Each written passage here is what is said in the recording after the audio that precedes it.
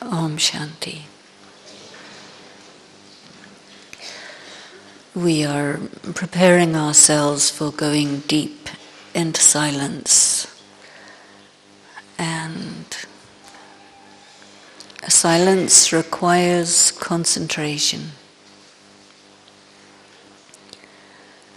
The practice of being introverted and concentrated needs for us to be focusing pretty much all the time. And at the same time, we are karma yogis. So we do everything, we experience everything, we know what's happening, and yet at the same time, we're focused and internalized. Silence doesn't mean that there is no thought, but it definitely means no waste thought. Baba has been telling us for quite some time to become free from waste thought, and for that we require a powerful break. So the break is the decision in the soul, that is, it is an act of will. When a thought arises that the soul discerns, this is waste. So then instantly, along with that discernment, the brake has to be applied, and then that thought and any flow of thoughts connected with it will be stopped. And so there are two energies going on. One is the energy that gives birth and sustains the waste thought, and the other is the energy that stops it. Now, if we apply a brake, but at the same time there is a strong energy to create waste thought, then we find ourselves actually doing what the hatha yogis do, which is to control by force. This is the meaning of hatha yoga, the control by force. So when we do work inside our being, which involves controlling by force, and then we are still in the rajo stage. It also corresponds to the warrior stage, so the silver-aged stage. And so what that means is that preparation for silence is also connected with purity. Now, if we detect anything that is impure, and we see that impurity, become aware of that impurity, and we do not like that impurity, then it means we have made ourselves impure through that impurity. And it becomes very difficult to be silent in that case. So therefore, I think that Baba wants us to go to another level where we're really, Baba uses this word Tivra Purusharat. Tivra Purusharat is generally translated as intense effort. But if you look at the word Tivra, it actually means fast.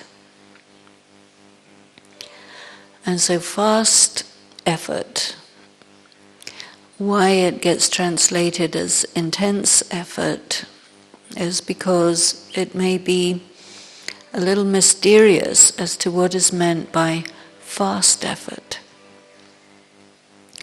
But I always think about these things, that if Baba says fast effort, then there may be some meaning in that.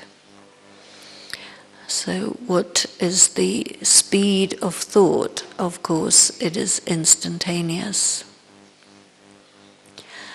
And in the world of war and weapons, what they do, they have one side of the fight sends a rocket into the place of the enemy, and of course if it lands it would do a lot of damage. And so what the other side does is it sends another rocket to intercept that rocket so that it explodes somewhere in midair and it doesn't land in that place. So I find that this is quite a good analogy for us in terms of making the rapid effort that responds very rapidly to the birth of a waste thought. And of course, we're not dealing in seconds or nanoseconds. We really have to be instant. So I think that when Baba talks to us about the practice of fast effort, we can also think about that intensity as being immediate. So whenever you observe something through your eyes, or you hear something through your ears, according to scientists, it takes 0.3 of a second to respond to it. So 0.3 of a second is fairly long, right? Or do you think that's short? Anyway, within 0.3 of a second, you have a window of time in which you can produce a thought which is faster than that. But you can only produce such thoughts if you're able to detect the arrival of a waste thought before it really arrives. Otherwise, it's too late. Because once a waste thought has arrived, it's somewhat exploded in your head, and then you have to deal with it and try and do damage control, try and stop a train of waste thoughts from going on. And when you're doing that, then already your silence is broken. So I think that we need to really look at some of the details of Gyan in a very subtle way so that we can use them to be able to deal with the projectiles of waste thoughts. Baba very often says, he uses the expression points of knowledge. And these points, they're arrows, they're projectiles. So any thought which is directed, or which is brought to bear on anything, that is like an arrow which you shoot, or a bullet which you shoot. And these projectiles, they travel quite fast. But thoughts are much faster than arrows or bullets, because the speed of a thought is instant. Now, Baba has told us about past, present, future, and that the only time we can actually make any difference to anything is the present moment. Because anything that has happened in the past, it's already history. And the things from the future are coming into the present very rapidly. And the present moment is, Baba generally gives us 1 second. He tells us our test, our final test, is a test of 1 second. But I think that we also have many, many tests of 1 second. And we have many opportunities during these 1 second tests to decide, how am I going to respond to this? For example, whenever the traffic control music comes on, there is a second in which you can decide, you will stop now, you will not stop at all, or you will stop when you've finished your cup of tea or your bite of food or whatever it is that you happen to be doing. And these are decisions that we have a complete right to make. But we can also use these moments where the traffic control starts to see just exactly how competent we are at actually stopping with that first note of the music.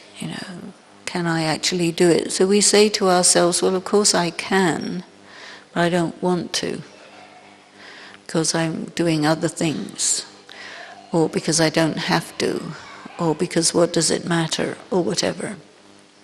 And all of those are very valid. But it also means that we wouldn't use this system of traffic control to hone our skills to be able to stop at a particular moment.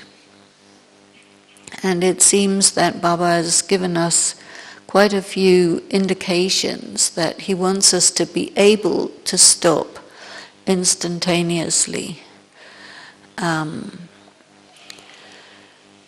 He tells us that the last exam will be an exam of 1 second, but there are many, many exams that take place. For example, we experience sudden, unexpected occurrences, and these are not fixed on the hour or on the half hour. They can be any time, any information that comes, any word that someone may say to us. And these are like arrows coming from somewhere. And then we have to respond to those. So our practice is, to decide immediately what to do, and to make sure that what we do according to that is the right thing.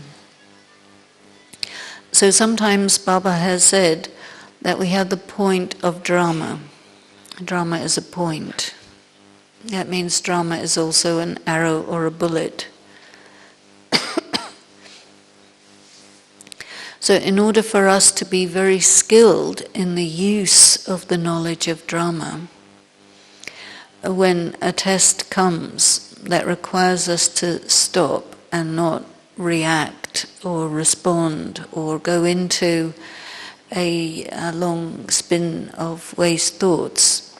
So these are tests which come especially for us to find out if I can say it is drama and stop and not think about it again. And what also happens is that when you want to sit in silence, as we will do in a few minutes' time,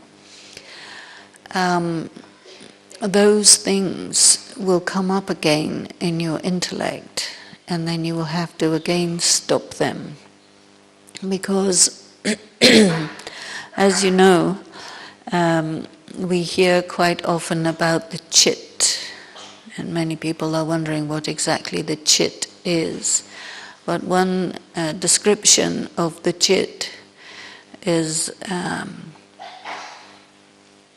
it's a surface on which something hits, and when it hits it makes a mark. And so whenever you become quiet, then this mark on your chit will take off in your mind in the form of waste thoughts. But if it doesn't hit your chit, then it won't do that. So this practice of intercepting the provocative situation or thought or word or event or occurrence before it hits your chit is really the key. Now, we know drama, and we also know that the things that shock us or distress us or irritate us or whatever, these are not one-off events. They're events that come in patterns.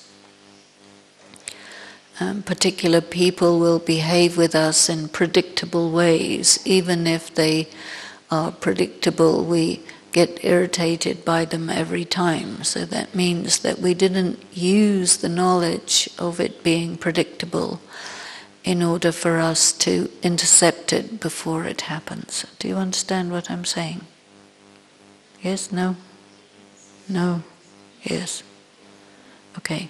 These are very fast things, you see. So we need to really understand ourselves. And in understanding ourselves, we have to understand areas where we are susceptible. Because it is in those areas of susceptibility that some provocation can get through our arrangements for protecting ourselves, and they will hit the chit, and we will have a chit reaction. And this will take the form of waste thoughts, which start again when you're going to sit in silence. So we're going to sit in silence in 10 minutes from now. And so all the things that are on your chit are getting ready to interfere with your silence. And you are getting ready to not be interfered with. And it's a 10-minute process, because now it's 6:20 and we're going to start that at 6:30. So these are exercises. And we have these exercises, sometimes Baba calls them drills. And recently Baba was telling us that we have to practice every day to be in the bodyless stage.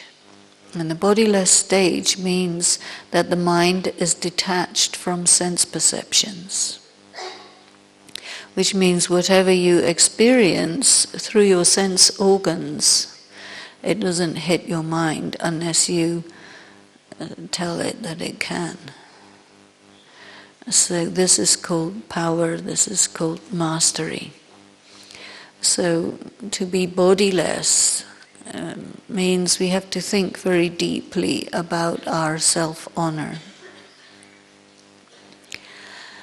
And Baba has told us to practice the titles of self-honor or the titles of self-respect. So whenever we have any reaction to any provocation, and Baba will tell us this is because it hit the ego. And so the ego is another word for body consciousness. It is where we take that thing to be real, as opposed to taking it to be drama or taking it to be something which is happening, but it's not happening to me.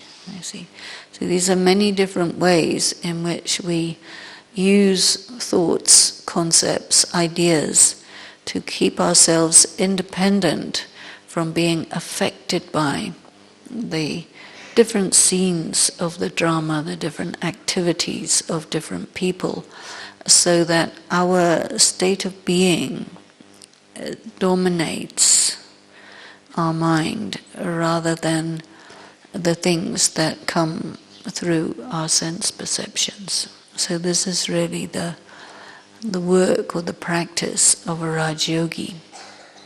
And we have also this very powerful statement that is often quoted from the Gita, the end of the Gita, Nashto moha smriti labdha, I have destroyed attachment. I have understood. So what is attachment? Attachment can also be described as taking a position about something or needing to have a position. You think of your identity in terms of some kind of a position. And I was looking at some titles of people, and all of them started with the word the. So-and-so is the Vice-Chancellor, or the head of department, or the center in charge, or the region in charge. We have this word the, which is connected with the position. And so this is really where the attachment operates, that I am the, and it becomes actually something more objective than subjective. When you are identifying with a title of self-respect, you never say, I am the. You say, I am Swadarshan Chakradhari. I am not the Swadarshan Chakradhari. I am spinner of the cycle of self-realization. I am Trikaldarshi, seer of the three aspects of time. So it's not that you are the only one and everybody else isn't. Otherwise, in body consciousness, you are that and nobody else is. And so you would become attached to that. That is my identity. These titles of self-honor, they help us to detach from these things, because it is when those are questioned or attacked, or you get put in this situation of compliments and insults, that there is the possibility of it hitting the chit, and then it moves off into a series of waste thoughts. So what we must do in this hour of yoga is to look at ourselves very deeply inside and select a title of self-honor and be in that awareness in a bodyless state, so that it's not that you are silent in the sense of there's nothing going on in your mind, but you are silent because what's going on in your mind is true. And you go into the depth of that truth. This process of going into the depth of the title of self-honor that is true for you can be as simple as I am light. It's a very, very deep truth, but to go into the depth of it and generate the experience of that truth takes you literally, physically, into very deep silence, where you can actually lift off from the material consciousness altogether and go into the subtle and into the incorporeal. But it will be, you will have interference from existing activity on your chit, which wants to pull your mind to it. And so when you are very focused on your title of self-honor, and you're thinking deeply in that title, going into the depth of it, the efforts of this rebounding from your chit will not actually succeed in drawing your attention, because your attention is engaged with something much deeper and something that is true. The things that excite your chit are very ephemeral things.